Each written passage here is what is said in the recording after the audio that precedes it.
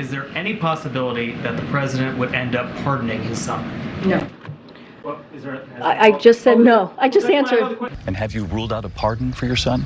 Yes. I said I abide by the jury decision.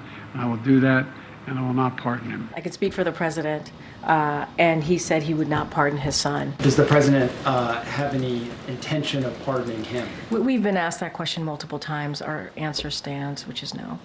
This is an ABC News special report. Good evening, everyone. I'm Lindsay Davis at ABC News headquarters here in New York. We're coming on the air this hour with breaking news. President Biden has just pardoned his son. If you are someone on the left and you're looking at Joe Biden and you're saying, good, I'm glad he used his power, his presidential power, to forgive and pardon his son, Hunter Biden. If that's what you believe, then you can't be mad at someone on the right, like a Donald Trump, if he's going to use that same constitutional power granted to him as president to pardon someone on his side. And on the right, you can't be mad at Joe Biden. But here's the real issue. We're sitting here and we're pointing fingers at one another, and there used to be a time that if someone was granted a presidential pardon, that it was ignominious. It was something that you were ashamed of, but you accept it anyway. But our partisan politics has got us to the point where we are no longer experiencing ignominy.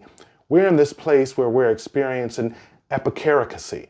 We are deriving joy from seeing the people with whom we disagree suffer.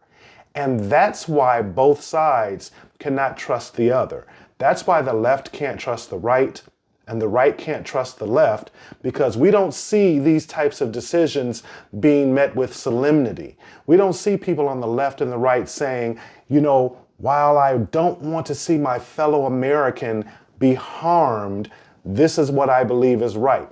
But if we're going to have justice, you cannot simultaneously have justice and have epicaricacy.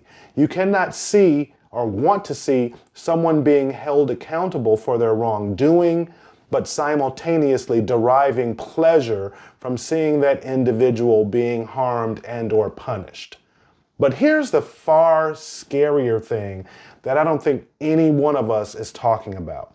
We're spending so much time talking about Joe Biden pardoning his son Hunter Biden, or Donald Trump possibly pardoning people who did the attacks on the Capitol on January 6th. We get so caught up on the who, what, when, and where, we never get to the why. And here's the real question that we need to wrestle with as a country. The danger of the presidential pardon is that we are at a point in our history where someone who is sitting in the seat of the presidency could very well tell an American, go out and commit offense X, and I will pardon you so you don't have to be held accountable. That's the presidential power of the pardon that we as Americans need to consider. Is this too much power for one man to have if we can't trust the underlying morals of this individual to dispense this presidential power with justice and with, like I said, solemnity?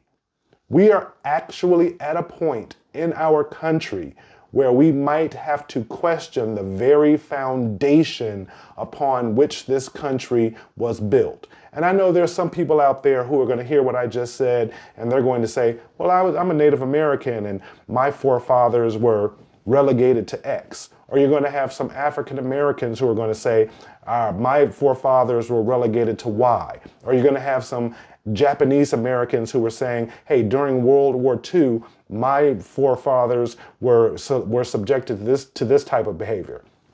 We need to have this conversation today. It is 2024. We cannot change what our forefathers did, but we can change what we and our progeny do from this day forward.